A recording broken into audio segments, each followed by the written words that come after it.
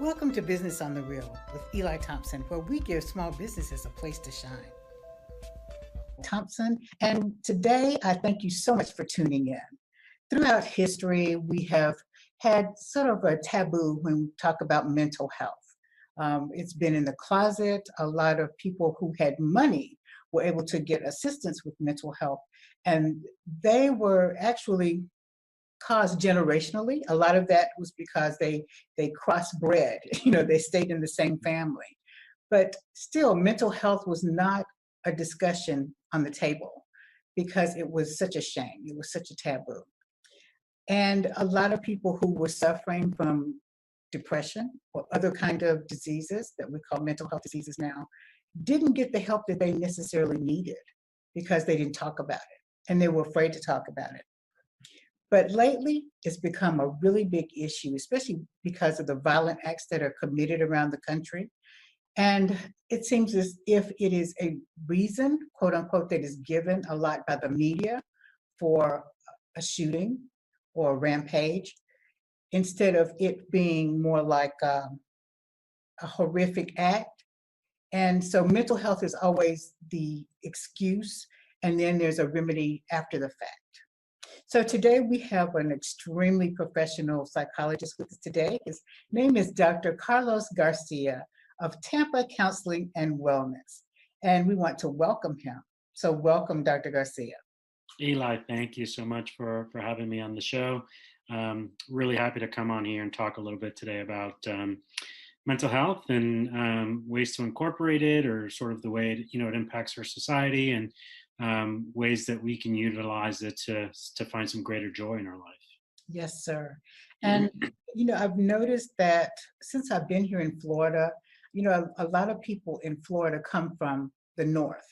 Mm-hmm. And one of the things that we have found here, especially working at the VA, when people come down from the North, they're escaping that cold winter weather. And I'm sure you've had a lot of clients who have experienced that as well. And so if you will, tell us a little bit about what you're doing at the Counseling and Wellness Center and who your focus is on, if it's veterans, civilians, and how you're attracting clients. Is it word of mouth or whatever? But tell us a little bit about what you've been doing here in the Tampa Bay. Sure. So I started my private practice about 1.5 years ago, Tampa Counseling and Wellness, where I see clients, and it's a pretty wide range. But what I would say, if I was to narrow down more specifically the type of clients that I see, it's typically adult clients. I tend to stay away from working with kids. That can be a bit much. And I do work with two different populations. I do work with the veteran population. One of the big reasons for that is I'm a veteran myself. And a lot of veterans, you have been talking about the stigma. Mm-hmm. And a lot of veterans also carry this extra layer of stigma because of military culture, what they're taught in military culture, and just this idea of, I'm a hero, I'm supposed to keep it together, I am not allowed to sort of be weak, right? So that's a sort of an extra layer that military and veteran folks sort of struggle with when it comes to mental health, but just the general population as well. And again, there's that stigma for them there as well, right? And this is, has to do with our own culture and sort of how we treat and see mental health, how it's been seen in the past, but also just each individual culture. I know a lot of Caribbean cultures, a lot of Hispanic cultures have this idea that mental health diseases they're not a thing, right? It's just sort of like, hey, suck it up, think more positively, it's all in your head sort of a thing. Mm-hmm. So I do work with veterans and first responders, but I also work with just the general population. And most of the clients that come and see me have some level of anxiety or depression, Eli. But when I say that, for the typical layperson, they'll think depression and think, oh, this is someone that, just sort of walks around all day feeling glum, sort of the rainy cloud over their head, can't get out of bed. Or when I say anxiety, they think of someone who's in a constant panic. And that's not the case. Depression can look something as simple as someone who gets out of bed every single day and is just feeling zero joy in their life. Mhm. They go to a job that they absolutely hate. They socially isolate themselves, come home and sit and watch Netflix for the next 6 hours until it's just time to go to bed, drowning out whatever's going on inside. Right now, a lot of people might be like, well, wait a second, that sounds kind of familiar. Yes. Yeah, right. Or even with anxiety, it's just sort of this constant state of tension and worry, this constant stress about every single little thing in your life, a constant stress about feeling out of control. So, what I tell people is at some point in your life, you've probably experienced some level, at some degree of depression or anxiety. And so, seeing a counselor, going to therapy isn't just about alleviating these symptoms. For me, and the way I describe it to everyone I talk to and all of the clients I work with, therapy is about figuring out what are those challenges, what are those obstacles that are getting in the way of your life, that are getting in the way of finding your joy, that are getting in the way of having the fulfilling, loving relationships you want to have. Now, here's the thing, Eli, and you could probably agree with me on this.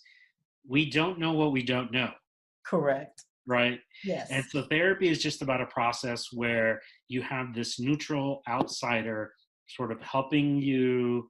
We're kind of taking a look at your life and helping you sort of see some of the spots that you haven't been able to see before, right? And Yes. through that process, it's a process of growth, it's a process of development. And I've seen it time and again with my clients. They're just able to take their lives to the next level. And that's one thing I really enjoy about talking with you. And I know you have a fabulous relationship with your client. I really do. Because actually we met on one of the things that now is called a creator of mental health issues, social media. And your hashtag is life_doc. And I was like, oh my God. And you started following me. I'm like, who is LifeDoc? So then when I found out that you were actually here in the Tampa Bay, I said, oh my gosh, I have to meet him just after reading so many of your posts, because your posts are so calming to the everyday mind, because you talk about things that are happening every day in our lives and how we can better approach those things. And so when we met, I was like, oh, I could talk to you forever. And it was great. Likewise. It's just like we clicked immediately. I know we both have a military background, but it was a lot of to how we have decided that we were going to live a better life. Mhm. And we were going to do whatever we could do in order to live that better life. And so I really appreciate you. I really do. That first meeting was amazing. We had a great So, time. but so, typically, like you said, most of those, especially in the military, or most of the people who are my age, like almost retirement age, we've gone through life so long, doing the same thing, Mhm. feeling the same way. And because that pattern is so difficult to break, and we put on this face, it's a Right, facade. right. We're afraid to take off the mask. We're afraid to ask for help. Do you find that that's one of those stumbling blocks that you have talked about? Yes. Eli, I have found that that is the stumbling block. Okay. Okay. And I'll give you, I was actually thinking about this morning. Um, I had a dream last night. And in that dream, I was having an interaction with my father, and he's still around. Um, and in that interaction, he was sort of, we were building a cake, right? And he was correcting me in how to make the cake, right? Okay. And when I woke up, I was like, wow, that's interesting. When you hear the rest of the story, this is all going to make sense. You could probably analyze maybe why I was even having this dream. But I grew up in a household where, my dad was a military background, disciplinarian, and there was very little room for mistakes in my home, Mhm. right? And so anytime you spilled anything on the floor, or you know weren't weren't cleaning things the way that he wanted, there was sort of this stern reprimanding. as part of our culture Yes. too, the Hispanic culture of, sometimes there was some strong language as well. Mhm. Mhm.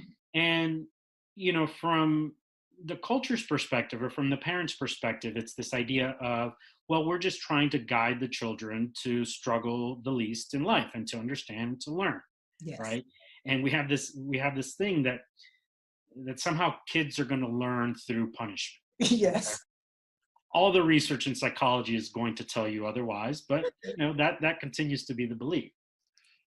So let me tell you what evolves is that as a child, the message that I'm constantly hearing is that whatever output, whatever things I'm doing, whatever my behavior is not good enough, Mhm.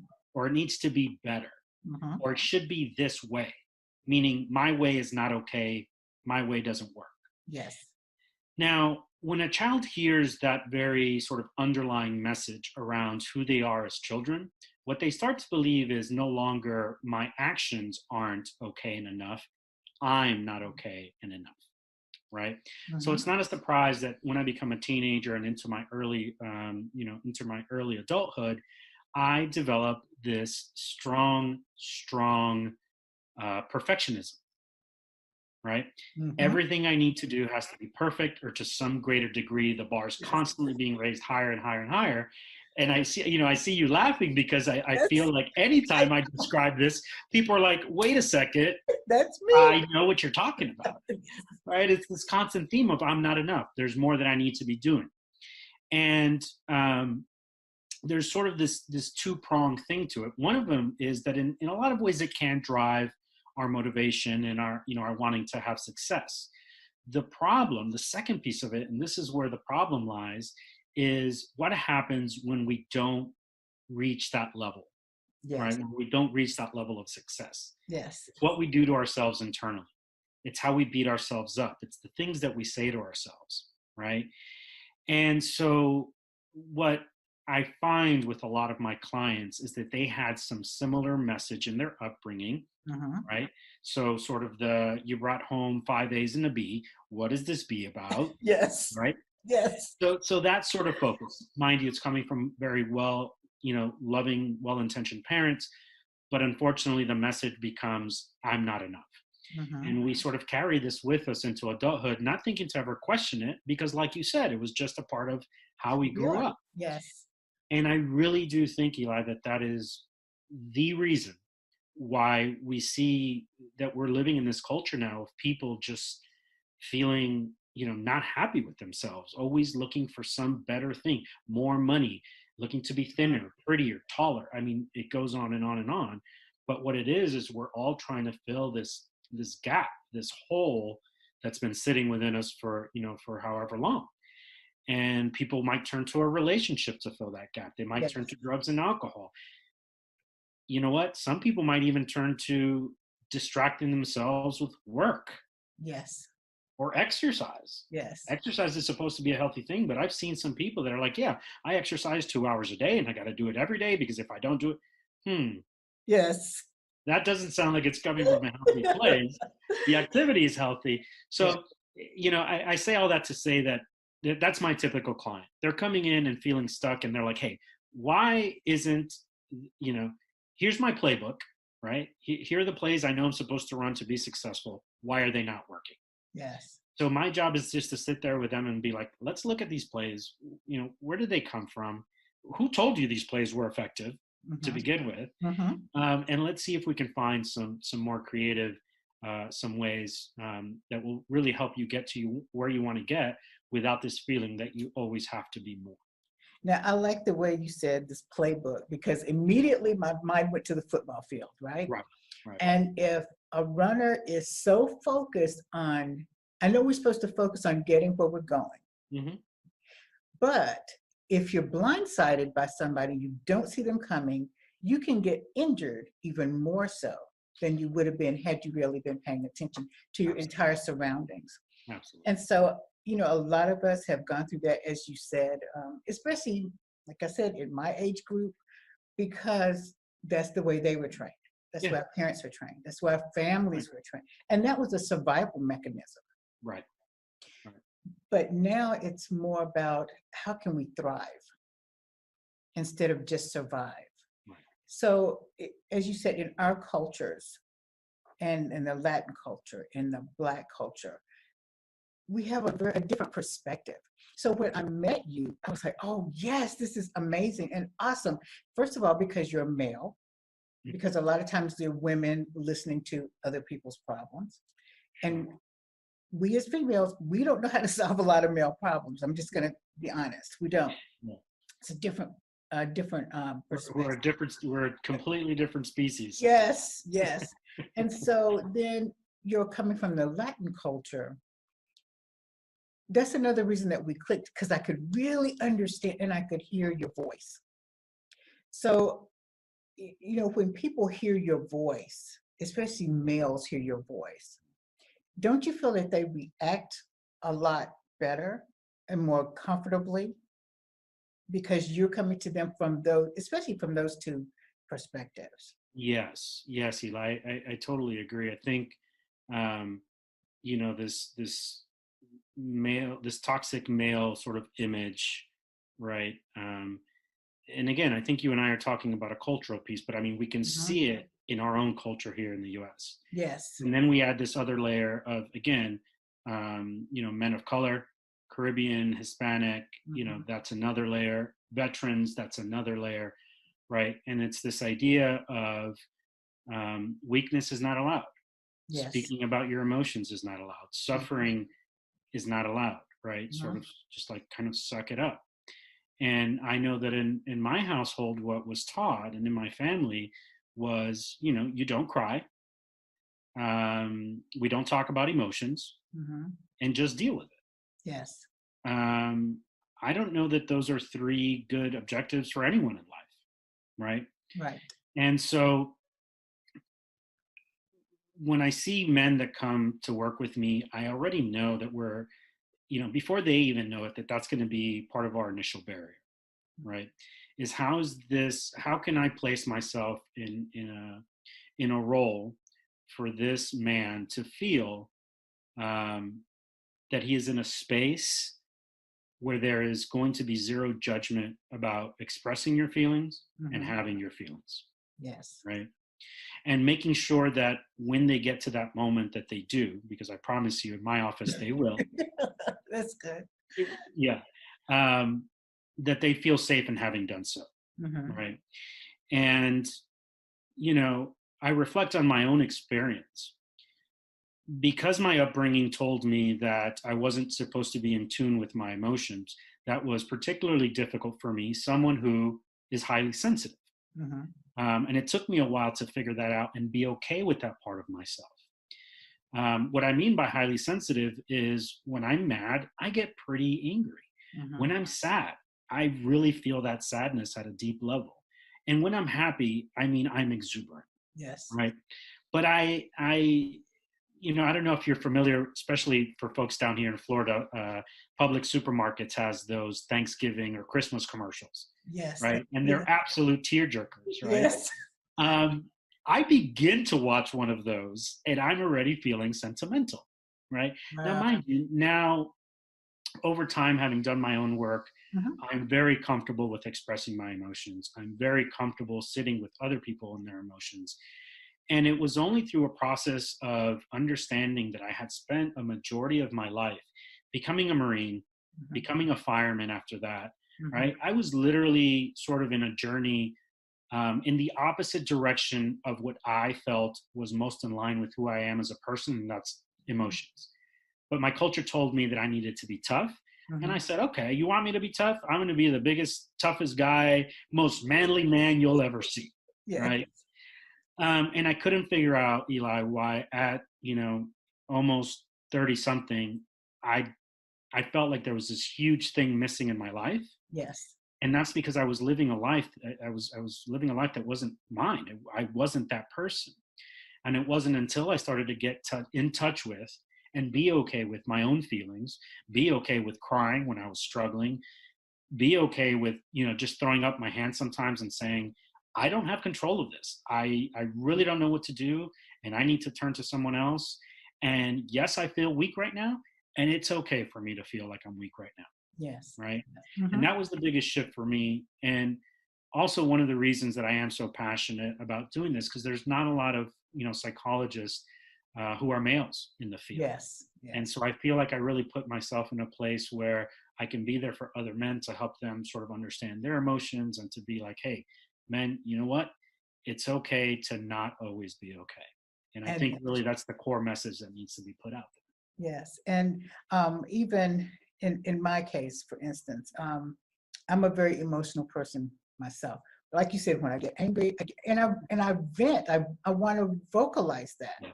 Yeah. So, but people, and I'm like this with other people, when you get to that point, get it out Yeah. so that we can get on with what needs to be done. Right. So I allow people to vent. And I had, when I was younger, I had a cousin. She was just screaming. She was up in my face. And she was shorter than me. I was sitting down, and she was tearing me apart. And when she finished, she looked at me, because I was just like, okay, Yeah. okay. Yeah. And so when she finished, I said, have you finished? She said, yeah. She was so perplexed. She said, yes. I said, okay, so what are we going to do tonight? Where are we going? Because I knew, when you don't allow yourself to express what's inside, you suppress it, Yes. and other issues ensue. I don't want to be the reason for that in people's lives. So, even with my grandsugars, I have one who is, he's special needs kind of, but he was like, go off. He says, oh, he's throwing a tantrum. I'm like, Yeah. okay, so is that all right? How do you feel? Well, I'm okay now. Okay, so what do you want for dinner? Yeah. And why did you feel that way? Mhm. What happened to cause you to go to that level? Well, I don't know. Yes, you do. Because everybody knows, Mhm. but not everybody wants to admit it. Right. But in your practice, you give people that space to do Absolutely. that. Absolutely. And I think, you bring up a great point. Um, that's the image I sort of want people to keep in their head, is that Mhm. every time you repress an emotion or a need, right? Or some angry feeling or sadness, all of that is not going anywhere. It doesn't stay there in that moment. Mhm. No, it's staying inside of you. It's kept, we talk about keeping it bottled up. That's a thing, Yes. right? And every time we don't express something that we're feeling, it just sort of stays in there, sort of like a thorn in our side. And so a lot of the people that I work with, really what's going on with them is that they're coming in with this bottle of just stuff Mm-hmm. that they've never had the opportunity to talk about, express. And, I want my office to be the place where they can come and just dump all that stuff, Yes. right? Just that in and of itself, it's like this, sometimes at the end of a session, when we're doing this process and there's a lot of emotions and things that we're talking about, at the end of a session, a client will just sort of stop and be like, and I'm like, yeah, exactly. That's exactly what it feels like. And I know that it's been a good session. But the other part to that is, and I help my clients understand this, is it's impossible to repress sadness, anger, and negative emotions without also at the same time repressing connection, love, happiness. We can't decide, we can't pick and choose which ones we want. So it was only after I started allowing myself to really, and it takes some vulnerability, right? It takes some vulnerability to admit to others that you're not doing well, or that you don't know, or that you're struggling. But it was only after doing that that I felt also okay sharing, my positivity with others. And Mm-hmm. just, the relationships in my life just went to a next level in terms of connection. I mean, it was a beautiful thing to see. So if we can get through that first hard part, and I know that it's hard because it takes a lot of vulnerability, Yes. especially for men, Yes. If we can get through that first hard Thank part, you for tuning in to I mean, today's it just episode of changes Business on the everything, Real. We everything, invite you to the in our second life half of our from in-depth there on out. conversation with It Dr. does. It Carlos does. And Garcia. it helps us to Now, if remember you or that we're all someone you human know is beings. a woman struggling with a Well, toxic in relationship, past or 2018, I present, found out please that join according Women to Becoming Whole from Toxic it's called the Relationships Substance Abuse and each Mental Health third Thursday Association. in a private They said online that there were setting. For more information, please contact 11,682 me at mental health facilities in the United States, and that was in 2018. womenbecomingwhole@gmail.com. I'm sure that That's number has grown. And as I said, now womenbecomingwhole@gmail.com. that we're I look beginning forward to to seeing you there. recognize or Now, admit let's that get back to certain our show. things that go on in our lives, it's not necessarily like we're psychotic or suffering from schizophrenia so much, but depression has become a really big issue in the headlines, in families, because people are starting to talk about it now. Whereas a long time ago, depression was basically you keeping your mouth shut until you were spoken to. Right. And so there was no differentiation there. So one of the things I wanted to ask you about was why you think there's so many more mental health facilities that are popping up now. Yeah. Well, I was just speaking with someone the other day in terms of how far we've come in terms of helping to sort of alleviate the stigma around mental health. There was just last year during the NBA season, I saw that there was a commercial that they played where two NBA players sort of spoke a little bit about their struggles, right? And it's sort of this campaign, towards mental health.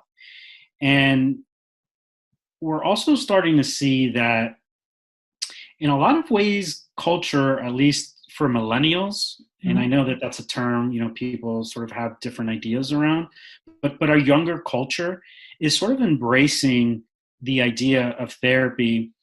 You'll see it come off a lot of ways in almost a comical way, like, hey, look what my anxiety does to me, right? When it comes to like memes and stuff. Oh, okay. Like, here's me struggling with my depression. And I know that in some ways that can feel joking for someone who's struggling, with severe depression.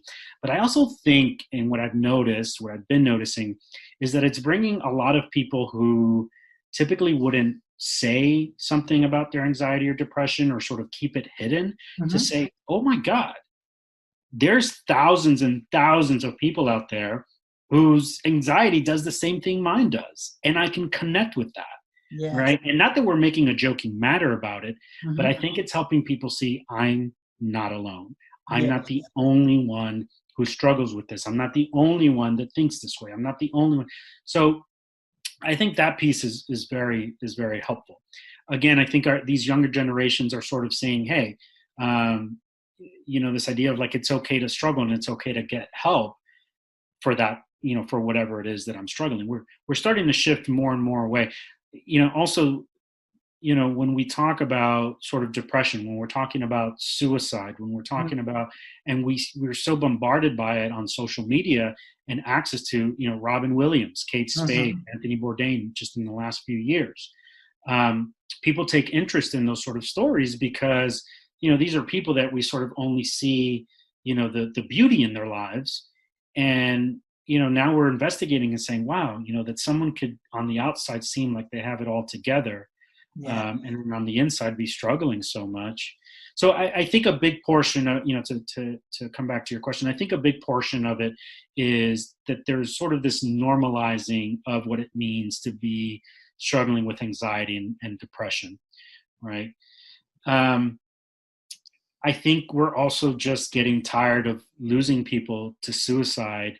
I think, that's such a huge conversation topic when it comes to veterans now, where we're losing 22 veterans a day to suicide. Yes. Right.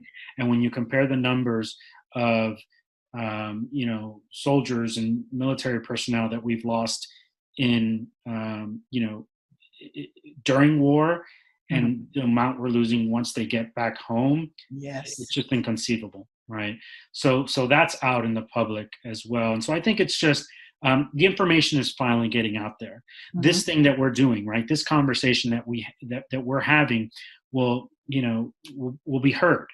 and it will maybe just get one other person to have a question about, like, hey, let me dig into this information a little bit more. Let me reach out to that person a little bit more. So I Yes. think we're doing so much more, which, I really, again, I appreciate you having me on here and talking about this really important topic.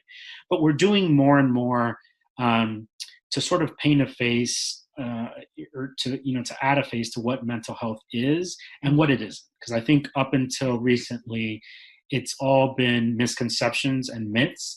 And now what we're starting to see it more clearly, it's starting to make sense for us. And when we can make sense of things, we can relate to it so much better.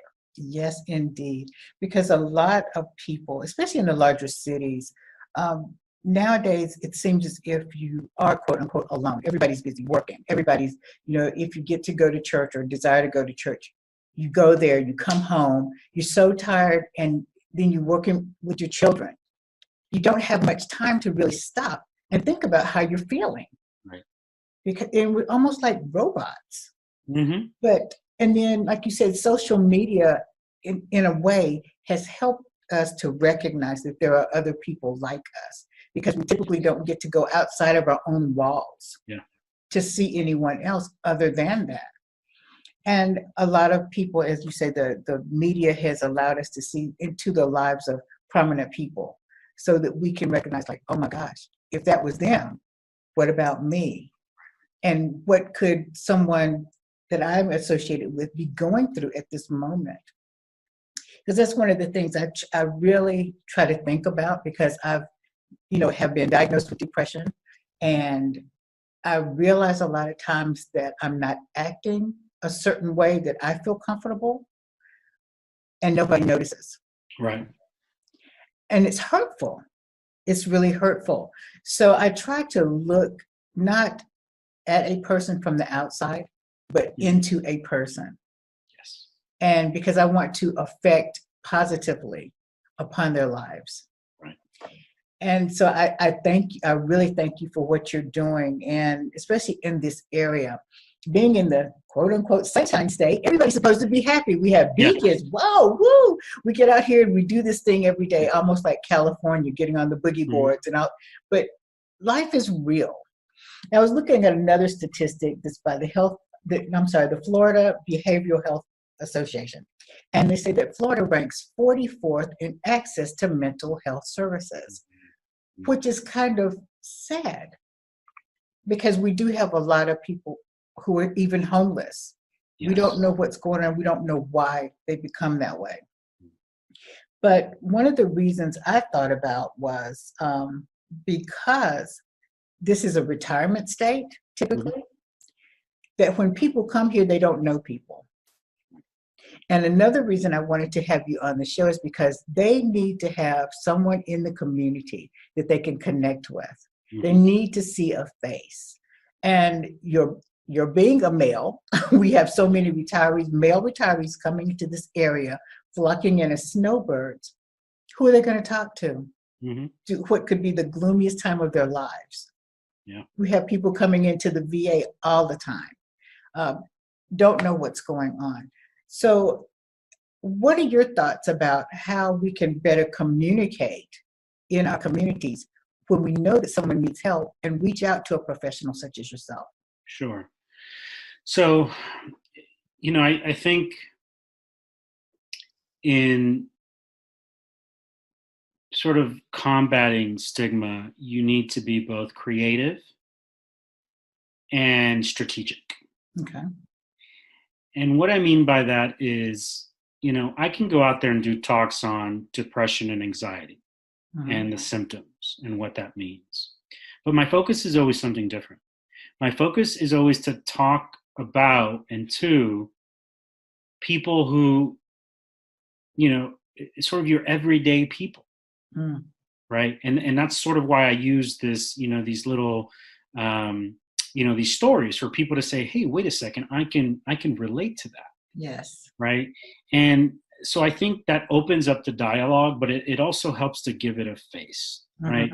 Like, I have struggled with depression and anxiety in my past. And still sometimes when life gets pretty overwhelming or stressful, I can start to feel some of those emotions coming up in the same way, right? Because stress is a big sort of indicator for people of when those emotions start to come up. But I also can sit here and laugh and have a good time because it's part of being a human, right? Mhm. Like you said earlier, Eli. So, for instance, here in the community of Tampa, I will give a presentation on the psychology behind being an entrepreneur, right? So I work with some business owners and entrepreneurs. Mhm. And the core message is there is, one of the terms I use is your self-worth has nothing to do with your net worth, Ooh, that's right? good. And so again, that idea of being enough, I talk Mhm. about perfectionism. The next week, I might be doing a talk on personal branding for people who, are trying to grow their business or work within an organization. And personal branding is more about knowing yourself, Mhm. knowing what you stand for, what are those values, boundaries that you will set around those values, and how do you feel about the person you are. All these things are things that I work with in session with my clients. The Mhm. week after that, I might be giving a talk on relationships, right? Mhm. How to have healthier relationships. And a big portion of that comes to, who are you? What's your identity? How do you value yourself? Are you trying to be in a relationship, again, to fill some part of you that feels like it's not enough? So, regardless of where I go, regardless of who the client or patient is, the message is for everyone. And Yeah. the message always comes down to, again, that thing we said earlier about what we're feeling about ourselves on the inside. Oftentimes, the playbook is wrong. Oftentimes, the way we feel, about ourselves or think about ourselves is coming from a place that, um, it's. If I could give you a brief sort of scenario, Okay. right? This Mhm. helps everyone relate. Let's say you have a little girl who's 7 years old, and she's going out to eat with her parents. And her parents, in hopes of getting her to start to feel more like an adult and more autonomous, they say, hey, today you can pick out whatever you want to eat from the menu, right? So she gets super excited, goes in there, looks at the menu, and sees this beautiful cheesy pizza. Mom, I want the pizza. And mom says, why don't you just get the burger? It's what you normally get, right? She's, no, no, no, no, the pizza. But, what if you don't like it? Why don't you just go with the safe thing? No, no, no, please, the pizza. And then dad will chime in, pizza's too big. We're not, you're not going to eat it all. We're not going to spend the money on it. And the girl, feeling defeated, says, fine, I'll have the burger. So my question to people is, in that moment, what do you think that little girl believes about her ability to make decisions? She can't. They're not worthy. My decisions are no good. I can't make decisions. I need to Mhm. check with others first, Yes. right? Now, Yes. what we know is that probably wasn't an isolated incident, right? That probably has happened in different ways around her academics, her ballet, food, the way she dresses over the course of her childhood. Yes. Do you think that this is a girl that when she grows up will have some challenges making decisions? Yes. She will have a lot of problems. The bigger the decisions, the more anxiety, the more stress. Yes. Do you think this is a girl that's going to have some issues with self-esteem or self-doubt? Definitely. Absolutely. Right.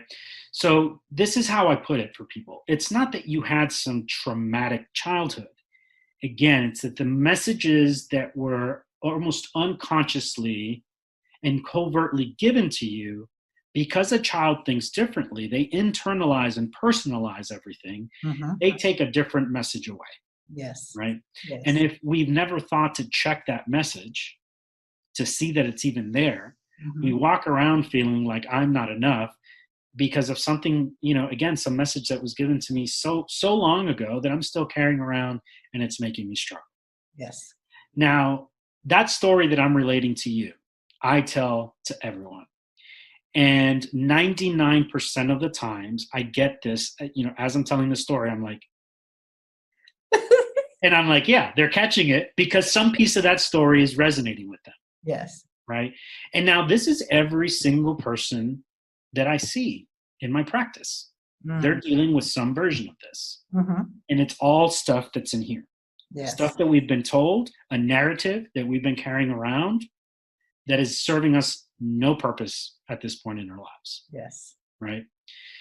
So coming back to the thing of stigma, by having this conversation, by telling these stories, I get people to say, oh, wait a second, I've sort of have felt this way at some times, or I've sort of struggled with this at some times. And I'm like, yeah, that's called anxiety or depression, right? Like that's this scary monster thing you've been talking about. It's been a part of you at some time. Wow. And I think that's brilliant. I think that's a brilliant way to get people to sort of understand, what other people are going through with, when they're having anxiety or depression, but also to sort of help them understand themselves, right? And I think when we just make it more global, when we make that message more global, when we make it more relatable for people, when we make it sort of resonate with them, yes, I think that's when we're doing a hell of a job in this awareness of mental health and what it looks like. Yes, instead of pointing the finger, Right. Well, Dr. Garcia, I really enjoyed just talking to you. And one thing that I was thinking about just when you were telling that story is that back to the Bible, when Jesus used parables to explain things. Right. And the way you were explaining it, it was like you make the parables more palatable. Mm-hmm. And it's easier for someone to ease themselves into that seat and say, it's okay for me to talk about this. Very well said. That I really like that story. And yes, of course, it did resonate with me quite a bit. That's why I keep telling it over and over, because as long as people keep resonating with it, I'm going to keep doing it. Yes. Well, Dr. Garcia, you're also going to take part as a presenter at the event that I'm conducting in January, and you'll be there January 18th at 12 Rounds of Health, Fight for Your Life. So can you tell me a little bit, just a little bit, about what your particular talk will be about? Yes. Yeah. So first, thanks for the invite into this event. It seems so exciting, and I know people are really excited about it. Eli, sort of what I was talking about earlier, how I infuse this one little message around sort of any topic that I'm discussing. And I think our biggest roadblocks for anything in life, whether it's success or relationships, work, being a parent, is all up here. Mm-hmm. And so really what I want to share with people is, one, to get them in a place where they're open to exploring what might be getting in their way. Yes.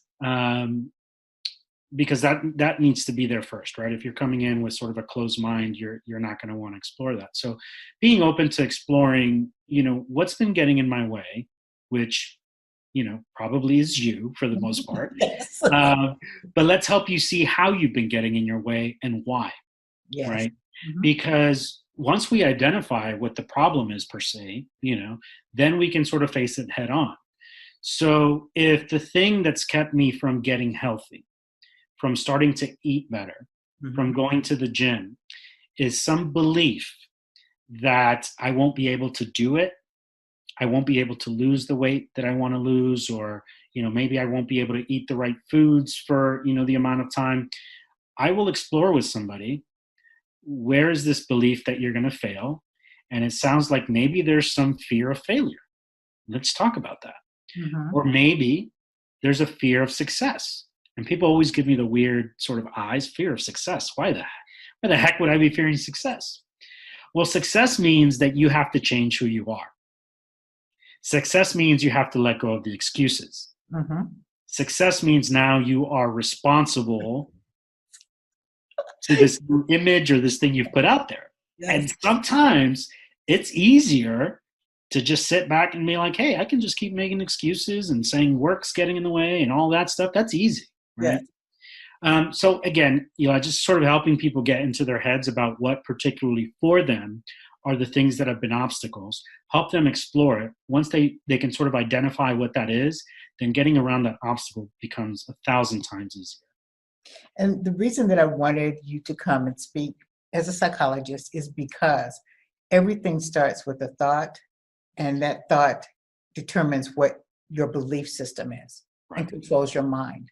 So that's where everything starts. And I wanted to make that one of the first presentations so that people can come in and grasp more of the physical needs, the nutritional needs, even if it's meditation, so on and so forth, to help them ease their way back into a healthier being. Yes.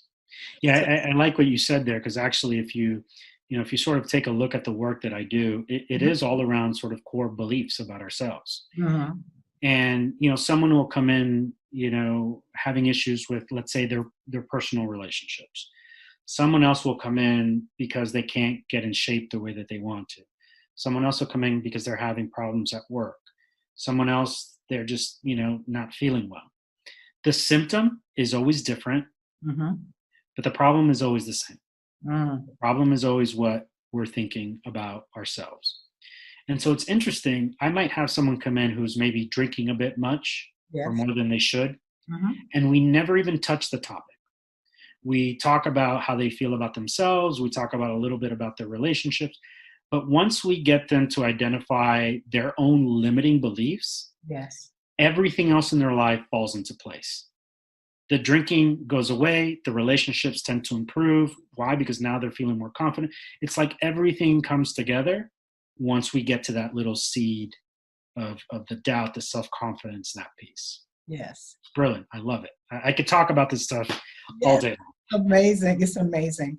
And I feel like you're the perfect person for so many people to come and see, Thank you. the perfect person for everybody to come and listen to at this presentation. So I invite people to come out to 12 Rounds of Health, Fight for Your Life, January 11th, 2020 to February 15th, 2020. And Dr. Garcia is going to be our presenter for January the 18th. And I really look forward to that. I truly do.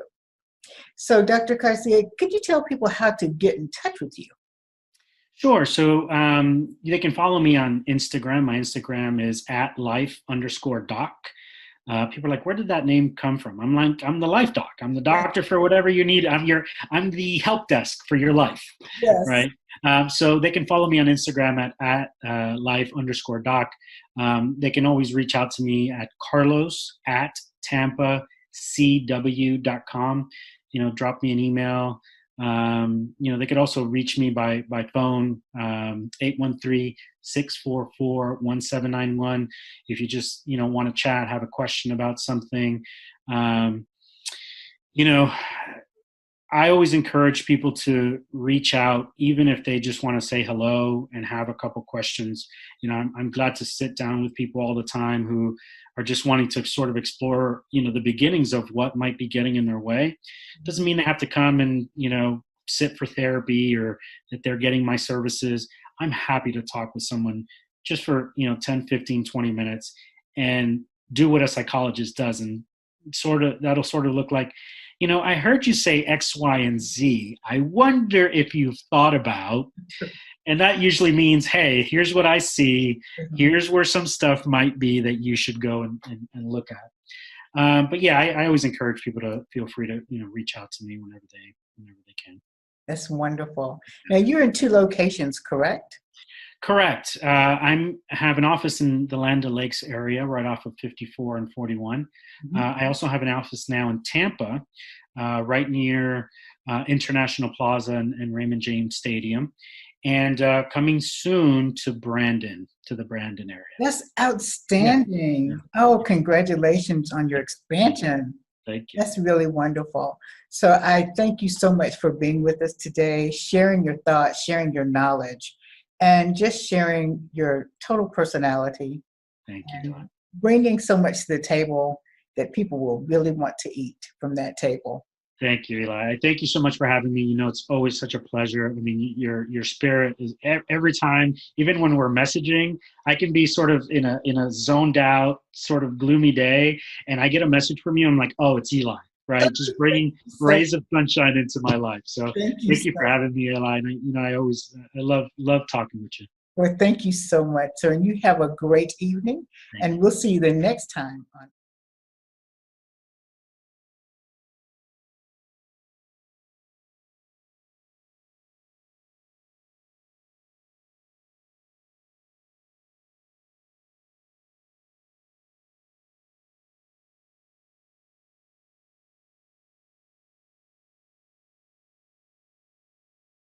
Thank you again for tuning in to Business on the Real with Eli Thompson. If you want to give us a call, you can reach us at 844-509-5565 or email us at admin@elithompson.world.